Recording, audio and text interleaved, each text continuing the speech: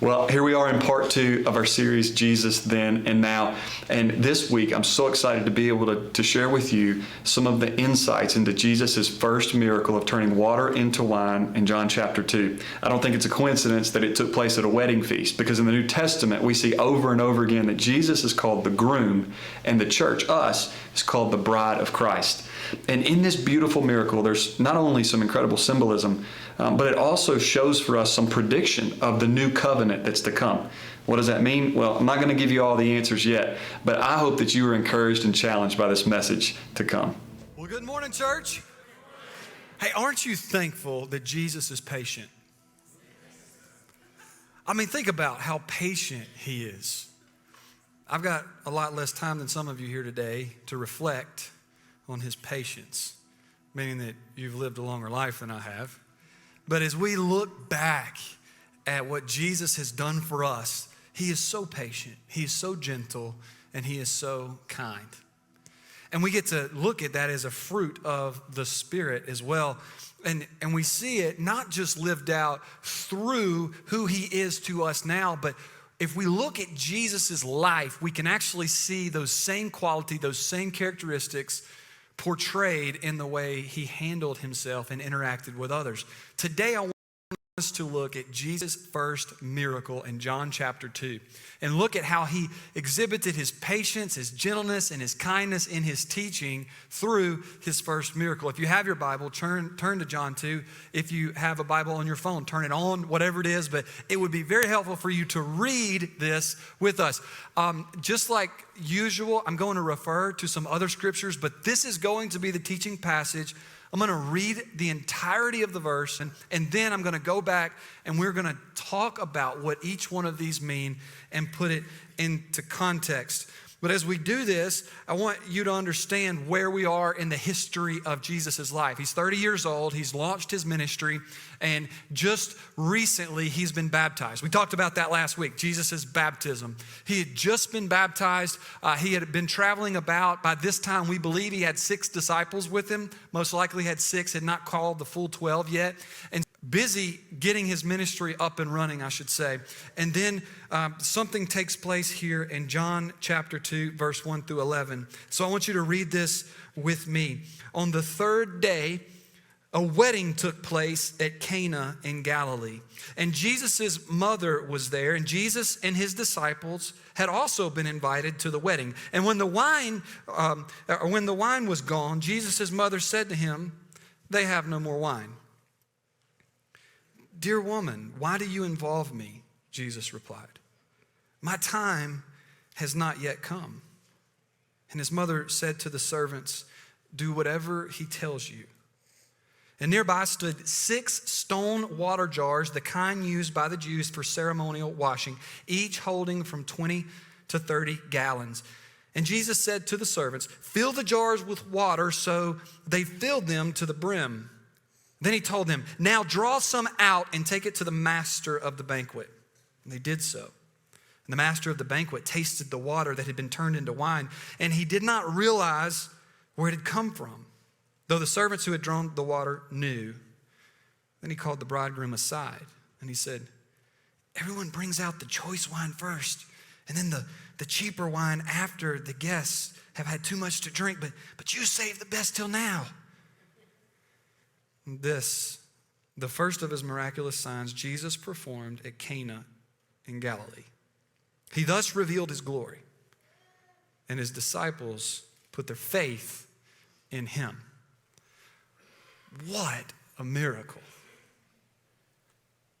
And why?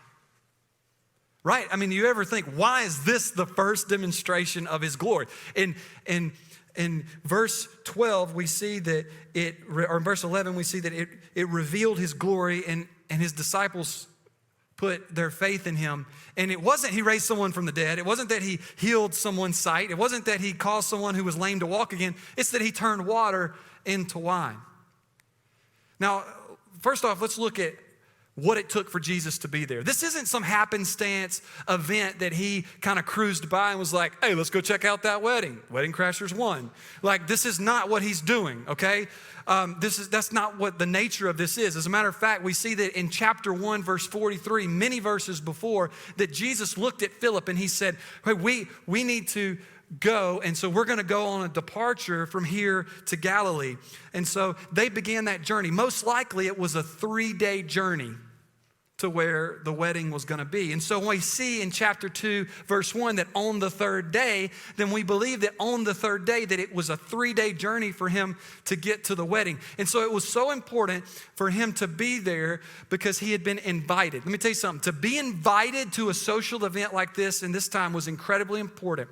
It was a sign of affection, of endearment. Sometimes it was related to social status, but it was very important to be invited to a wedding like this. And then when you were invited, you better show up. Yeah. Somebody's planning on you being there. Come on, guys. No, so Jesus knew that it was important to show up. And so he travels for 3 days to get to this wedding. And it doesn't say that he took a break and he rested for some time before he went to the wedding. No, he left what he was doing to go be there. We believe that Cana was this Cana. There were actually 2 Canas in the same region, in the same area. And we believe that this Cana was about 8 miles from Nazareth. And so he would have made quite an effort. Now, Jesus wasn't traveling from Nazareth to Cana. He was just traveling. And so we believe that Jesus was traveling from wherever he was to on the 3-day journey to this Cana. But the reason that Cana is important is because it's 8 miles from Nazareth, which would have told us that's how far his mother Mary had to travel to be there.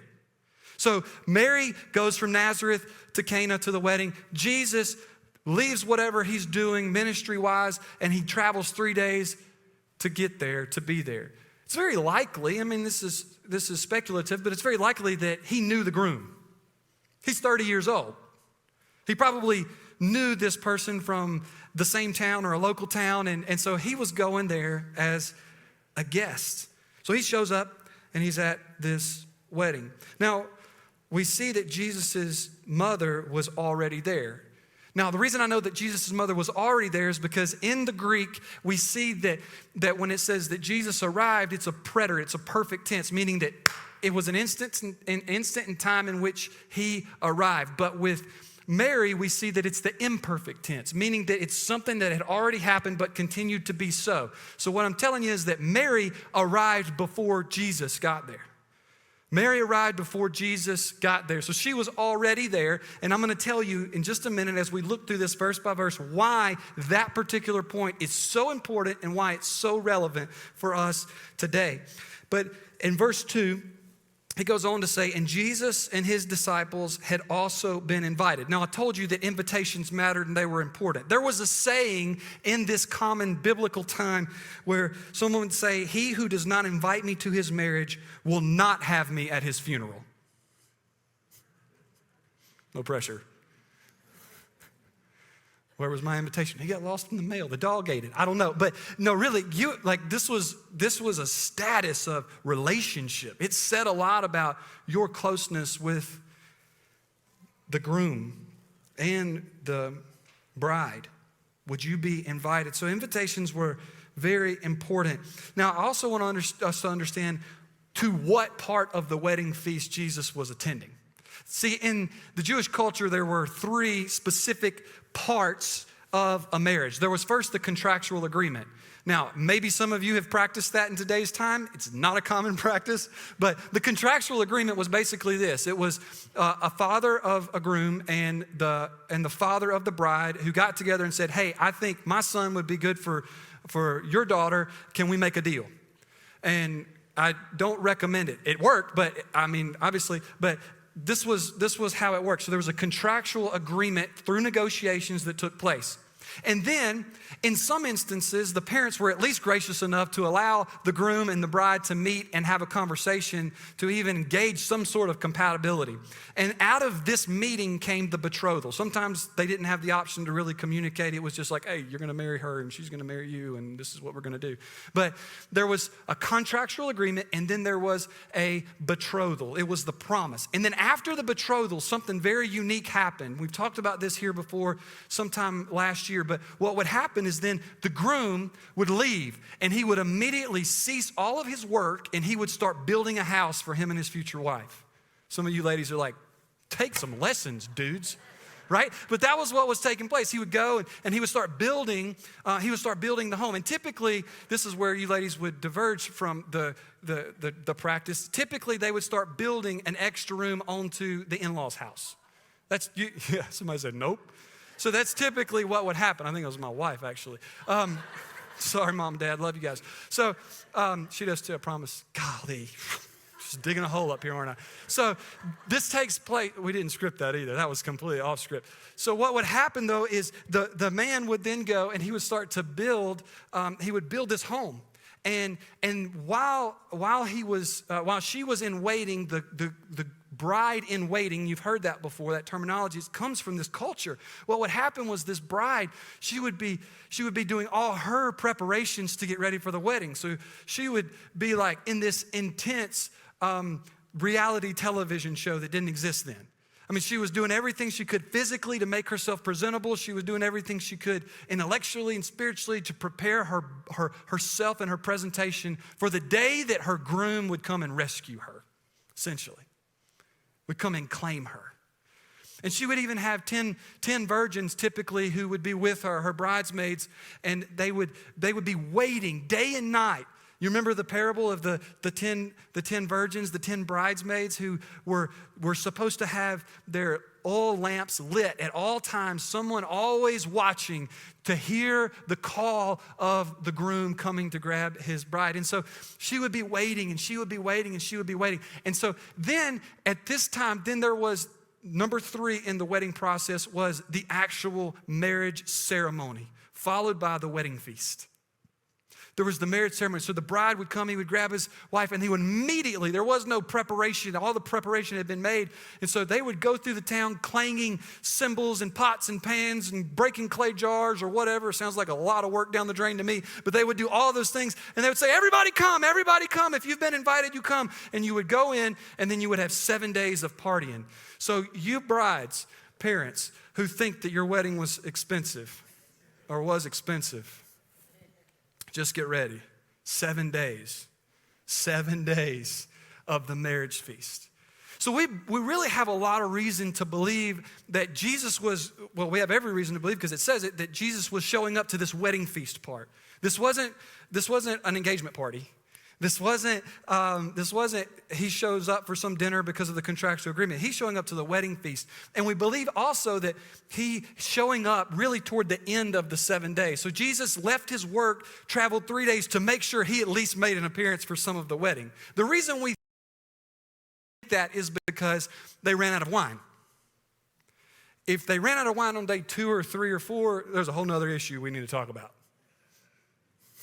Somebody, thank you. Like, for real, but we're not going down that rabbit hole and we're not going to have that conversation today, but we really believe that it was toward the end of the 7-day feast that Jesus shows up. He's there and we see what starts to take place. Jesus' mother comes to him and says, they have no more wine. Why did Mary go to Jesus? He hadn't even been there the whole time. We don't know what his nature of his relationship is with the groom. He obviously doesn't have any money. Why did he go? Why did she go to Jesus? Well, undoubtedly, she had heard of Jesus' baptism. Not to mention, which is a passive-aggressive way of saying I'm going to mention, that Jesus' birth had been foretold to Mary by an angel, that she was going to give birth to Emmanuel, Messiah, that he was the result of a virgin birth. Listen, she knew who he was. She knew who he was. She knew his character. She knew that he was perfect. And so let's just say that She knew if there was somebody there that could make something happen about it, he was the one. So she says, they have no more wine. Now, we have reason to believe, I'm going to explain this in the following verses, to believe that her statement in this sense is suggestive and perhaps even directive. That she's saying, hey, we need you to do something about this. And Jesus' response to his mother is not sarcastic. It's not disrespectful. It is of the utmost respect. It is the utmost gentleness and patience and kindness. And I'm going to show you why. Because Jesus' first response to her is, woman. Now, you may have heard or seen or been taught that it was a sarcastic way of saying, woman. Let me tell you something. Jesus, of all people, of all deities, the only one, has lifted and established and exalted womanhood to a status that no one else will ever be able to. He would never disrespect his mother that way, much less a woman that way. As a matter of fact, we know that because in the Greek, the word used for woman is gune, G-U-N-E. I don't know if I pronounced it right. Feel free to correct me after it's over with for you Greek scholars. But G-U-N-E. This is the same word that Julius Caesar used to address Queen Cleopatra. It's a way of saying queen. How about that? It's a way of showing the utmost respect and dignity and reverence for someone. And oftentimes it was used for a social position or status, but no, Jesus is referring to his mother as queen. And he's saying, woman, queen. How respectful. Not sarcastic, not disrespectful, not degrading. No, matter of fact, he shows how much he loves her in this.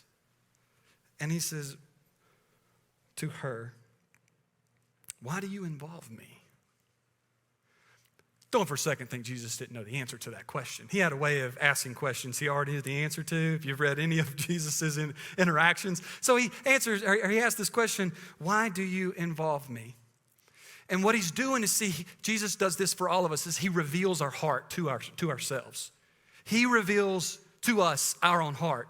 And what he's revealing to Mary is about to reveal to Mary is what his true purpose is. See, the Jews had this belief that the Messiah, when he came, that he was going to raise an empire and that they were going to overthrow the Roman Empire and there was going to be this new king, this King Jesus. And so this would be a great way to start. Like, you earn a bunch of credibility at this wedding of influential people and you turn water into wine and watch what takes off here. Perhaps could have been the train of thought. But regardless, Jesus is, we know, making very clear for Mary the definition, the boundaries of their relationship. And so he says to her, my hour or my time, depending on what version you're reading, my hour or my time has not yet come.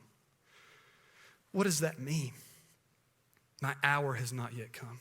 All I'm asking you to do is turn some water into wine. What are you talking about? Well, what Jesus is referring to, he's pointing to the hour. He's pointing to the time when the redemption of man will take place. And he is getting ready through this comment to absolutely contextualize what he is going to do. See, for so long I read this scripture, and maybe you're like me. I read it and I thought, Jesus is telling her, no, I'm not supposed to do anything. And then he turns around and he does something, and it seems kind of contradictory. And does Jesus, what? I'm really confused. Did y'all follow me on that? I would get confused by that. But that's not at all what's happening here. He's saying, I'm going to do something, but you need to understand the why behind what I'm about to do. Your parents ever stop and take the time to do that for you? Listen, I want to make sure you understand that you don't get a new car every time you turn 16. You don't get a used car every time you turn 16. I'm not going to pay you $20 every time you mow the lawn. You know what I'm like? Let's contextualize this. So Jesus, in a way, is contextualizing this for his mother, and he's saying, my hour, the time for me to reveal everything that's going to happen is not yet come. So I want to address it. And so his hour points to the cross of Calvary. That's what he's pointing to. He's pointing to the cross of Calvary. Again, he's not saying he's not going to do anything, But he's explaining that the work that's about to be done is with the greater picture in mind. And everything Jesus does in his life is always done with the greater picture of redemption in mind. Go look at it. Try me, test me. Everything in Scripture, every move, every comment, every waking word is to point to or manifest or foreshadow or realize the redemption of all mankind. So this social predicament, this minor social predicament, what does this have to do with anything in the great context? I think Jesus saw a great opportunity to show so much about who he is and what he was going to do. And you know what? The same is true for us. See, this shows us another point. This shows us that Jesus cares about the minor social predicaments in our lives. We may think sometimes, Jesus doesn't care about that. I can only pray to him about this or this or this. Let me tell you something. Jesus cares about the minor little thing in your life. He wants you to come to him. He wants you to do what Mary did and said, I don't know what to do about this. Can you help? I don't know where to go with this. Can you help? I need your direction. Can you help? I don't know what needs to be done, but I know you can do something about it. Do you see the posture of Mary now? It's a little bit different when you look at it through that perspective. And so we see that she comes to him asking that. And the reality is for us not to dismiss the social issues. And also, listen here, as a agent, an ambassador of reconciliation is what 2 Corinthians chapter 5 tells us as Christ followers. We are to be agents of reconciliation. Then we should also be concerned about the social issues of the world around us. And so when we walk into the world wherever we are, we should see social issues addressed in a biblical way. We shouldn't shy away from them because they're uncomfortable. We shouldn't run from them because they're confrontational, but instead we should handle them in a way that honors Jesus. We're to be agents, ambassadors of reconciliation. And so just as Jesus is concerned about social issues, so should we be. In verse 5, continue on, it says, his mother said to the servants then, do whatever he tells you. Look, for the longest time, I've really wanted to picture this, and so I'm going to do it for you, that they had this interaction, and then Mary's like, do whatever he tells you. And just walks out, you know? That's how I've pictured that. I don't know that happened. Actually, I would say that it probably didn't. But that's just how I've dramatized it in my mind, that she just kind of winks at the servants, and it's like, just do whatever he tells you. But the way this verse is presented for us, in this context, in this sequence, we have every reason to believe that this is Mary's way of accepting the new definition of their relationship. See, I mentioned earlier that it was very important to recognize that Mary had gone ahead of Jesus. See, there's no mention of Joseph, Mary's husband, after the interaction of Joseph and Jesus at 12 years old at the temple. We don't really have any mention of him. And we really don't have any reason to believe that Joseph bailed, that he was an absent father. We really have every reason to believe that he had died and that he wasn't there. And Jesus is the firstborn son. So let me tell you something. Jesus, in typical culture, would have escorted his mother to that wedding. But she went ahead of him, meaning that she had probably already recognized that this is no normal child, right? And so the nature of our relationship is going to be different than the normal mother-son relationship. So we see here a continuation of that, and that she submits to him by saying, you know what, I'm no longer going to make any suggestions. I'm not going to make any directions. And I'm not going to try to strong-arm my son, who is Emmanuel or Messiah, into doing what I want him to do for my own glory. Instead, I'm going to submit to him. So I say to you, servants, not my will, but his be done. Do whatever he tells you. Do you see it? Do you see it for us in our lives? That we're not to strong arm or leverage the power of Jesus in our lives for our own will, but instead we're to submit to the will of the Father, just as Jesus said over and over again. I submit to you. Not my will, but your will be done. Did you know there was so much right here in Jesus' first miracle? And we're just getting started. This is rich. And so she says, do whatever he tells you. So it's a statement of submission, not of sarcasm, and not even a suggestion or direction. So we see John, the one who's telling this story, continues on in verse 6. He says, nearby stood 6 stone water jars, the kind used by the Jews for ceremonial washing, each holding from 20 to 30 gallons. Do you know how awesome it is that there are 6 stone jars for ceremonial washing? None of you? Okay. Listen, I'm going to tell you, this is so exciting. No, this is so exciting. When we look last week, and this is one reason that I'm bringing this to you this week. Last week we talked about the ceremonial washing that would take place in baptism, right? And we said that in the Old Testament that the concept of baptism or ceremonial washing existed. So the idea of ceremonial washing to prepare oneself for presentation to the Father was not novice with the idea of baptism. What was novice with baptism is that someone else would come and do the washing of you. That you are a recipient of someone else's salvific or justifying work. In other words, our salvation is not the result of our works, but the work of Jesus. Amen? That's where our salvation comes. And so what we see is that there were 6 jars meant for ceremonial washing. And Jesus is about to say, let me give you another lesson in ceremonial washing. What does 6 have to do with anything?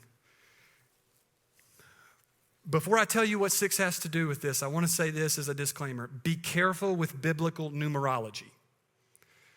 Be careful with biblical numerology. Getting into all the numbers and stuff, it can be a rabbit trail that can lead you to try to create things that aren't there and even make conclusions about things that are incorrect and can lead you down a bad path. So be careful with numerology.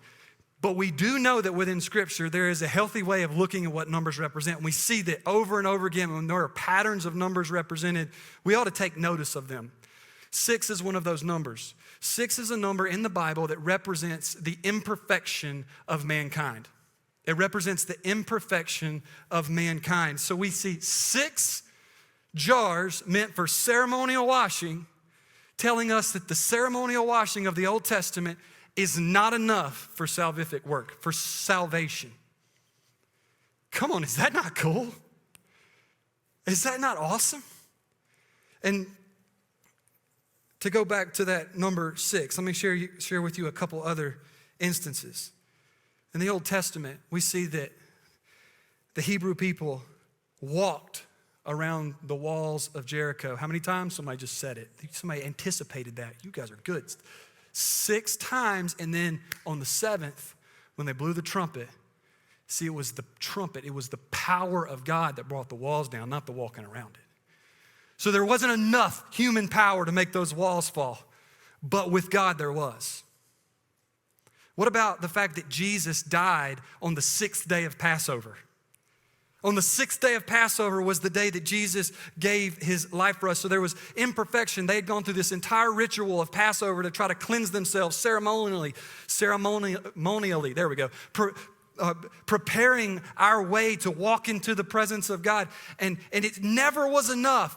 But when Jesus died, that was the died once for all. That was enough. That was sufficient. What about the fact that in Exodus, in the Old Testament, in the tabernacle, there was to be a golden lampstand with 6 branches off of it. 6 branches off of a golden lampstand. It sounds a lot like Jesus when he said, I am the vine. Think about this. I am the vine and you are the branches. What if you would have taken the actual lampstand off? The branches would have just fallen off. See, we're completed by the person of Jesus Christ. We are made whole by the person of Jesus Christ. I'll stop with the number 6. But listen, here's the deal. That 6 represents something. And it represents that we cannot do enough, be enough, achieve enough, earn enough, live enough to earn salvation. But Jesus is about to say, watch this. Watch this. So there are 6. There are 6 stone jars the kind used by the Jews for ceremonial washing, each holding 20 to 30 gallons. And Jesus said to the servants in verse 7, he said, fill the jars with water. So they filled them to the brim. Now, real quick, let me tell you what that means. It means they filled them to the brim. Okay, and the reason I'm gonna make some comment here is because Jesus told them, and the word in Greek actually means fill it all the way up. The first word, Jesus' command is fill them all the way up, is what the Greek word means. So John's emphasis of, and they filled them to the brim, is to say, man, they really filled them all the way up. That's kind of what John's doing here in his narrative, is he's saying, man, they really did. Like, they did what Jesus said. They filled them all the way up. And then in verse 8, Jesus says to the servants, now draw some out and take it to the master of the banquet. And they did so. Think about this. Jesus told the servants to fill the jars up with water. We've got no story and no testimony of Jesus walking up and laying his hands on the stone. He didn't say any words and give some sort of incantation or some sort of spell or make some sort of powerful statement. There was none of that. Let me tell you something. The power of this miracle was in Jesus' presence, but it was realized because of the servant's obedience. The power of the miracle is in Jesus' presence, but it was realized and it was experienced because of the servant's obedience. What if those servants would have been like, this dude's crazy, I'm not drawing anything out of there, and walked out? There was still water in there. When did it become wine? When did it become wine? I'm going to tell you when I think it became wine, because when in the word here we see that they're instructed to draw some out. It's still an object that's referring to the water. So they drew out water, they put it in the cup, and it turned into wine on the journey from the jar to the master. Let me tell you something. A lot of times we don't experience the power of God because we're not willing to go on the journey. But if we will act in obedience, that's called faith. That's called faith. Trusting in what he has said to be so, even when we don't feel like it's so. Even when it doesn't seem like it can be so, it's trusting in faith that it will be so. Golly, it turned. The miracle was the water turning into wine. But it was realized because of this beautiful obedience by the servants. Then it says in verse 9, and the master of the banquet tasted the water that had been turned into wine. And he didn't realize where it had come from, though the servants had drawn the water new. And he called the bridegroom aside and he said, everyone brings out the choice wine first, then the cheaper wine after the guests have had too much to drink, but you save the best till now. What does that mean for us today? And what was Jesus teaching in that interaction? Let me tell you what Jesus was teaching us. Jesus was teaching us and still is teaching us through this passage that the old religion cannot be lived out in the new one. It can't be lived out in the new one. Why do you think Jesus said, and I believe it's everything to do with Matthew chapter 9, 15 through 17, and also Mark chapter 2, verse 22, where he says, you don't pour new wine into old wineskins. We don't pour new wine into old wineskins. Otherwise, the wine will burst the skins, and both the wine and the wineskins will be ruined. No, they pour new wine into new wineskins. Herschel Hobbs, a Christian commentator, says it this way: if you try to pour the new truth of Christianity into the old forms, both shall be lost. Now, I don't think necessarily that many of you today are trying to go back to the old sacrificial system. You're not trying to build a tabernacle to go to worship. But let me tell you something. We all sometimes struggle with getting caught in traditions and rites and rituals, and we start to care about things that really aren't important to the heart of Jesus. We idolize those things. And Jesus is saying, listen, don't get caught up in the stuff and remember me. Jesus is saying, I want to be your everything. It's the new covenant. Let me tell you, Jesus did not come, Scripture tells us, and he says this, I didn't come to abolish the law, but to fulfill it. And so what do you think is coming out of the old ceremonial washing jars? The new covenant was coming out of the old. So we're not throwing it away. We're recognizing it and we're giving credence to it, but we're going to walk forward with this new covenant. See, listen to this. Why has wine even got to be relevant here? Because at the Last Supper, Jesus is with his disciples and he takes the cup, and at the last dinner, he passes it around with his disciples and he says this to them. He said, take this. This is a symbol of the new covenant. This is my blood that is shed for you. Do this in remembrance of me. Jesus is telling them, he's patiently, graciously, gently, kindly telling these people, watch and see what's going to happen. Out of the old comes the new, and it's sufficient, and it's better than the old. So why did the master say, you brought the new out last and it's better? Let me tell you something. The new is better in Jesus, folks. The new is better in Jesus. For many of you may say, man, that was really cool. What do I do with this? What do I do with this information? What do I do with this teaching? How do I apply it to my life? Well, listen, there's been nuggets of truth and application all through this message today. I want to challenge you really in a couple different areas. One is this. It's that we wouldn't get caught up in the old religion. I'm not talking about Judaism. I'm not talking about the Old Testament. I'm just saying that we will not get caught up in the law and make it supersede the person of Jesus. That we will walk in the abundance and the fullness of the new covenant in Jesus Christ. What's that mean? It means we got to stop holding on to the traditions of our faith. Look, I'm not here today addressing some issue passive-aggressively in our denomination or our congregation. That's not what I'm saying. What I am saying is that as a whole, we need to make sure we throw off the chains of tradition, and it won't cost us from moving forward in God's will. That's what I'm saying. It's that simple. And so for you, search your heart. If there are things in your life that you are idolizing and holding on to, let them go. And just like he handled his mother, Mary, so graciously, so respectfully, so gently, so kindly, he does the same for you. And he says to you,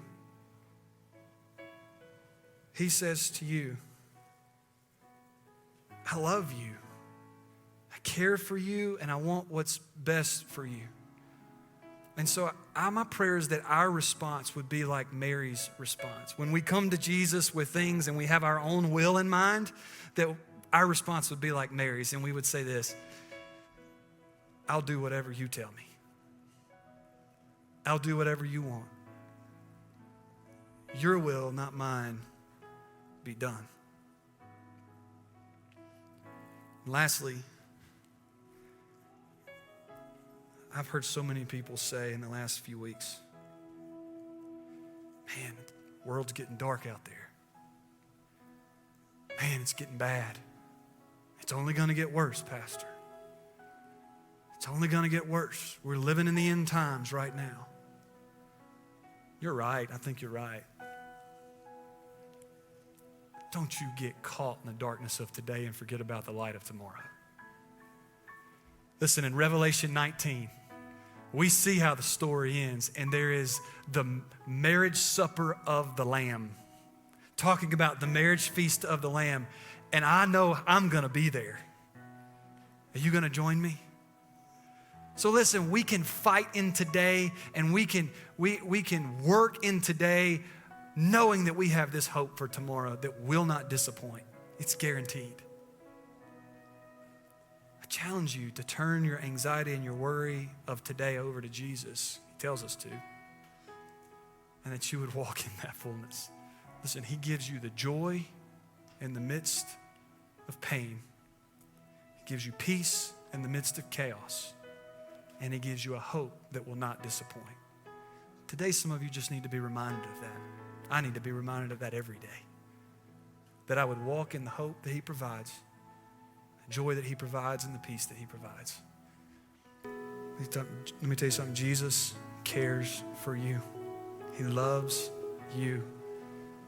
He desires the best for you. Hey, thanks so much for listening. I hope that you have been able to see just how much Jesus desires a relationship with you. You can find out more information and additional resources at our website at www.theorchardnc.com. You can like and follow us on social media and on our YouTube channel. God bless. We hope to see you sooner rather than later.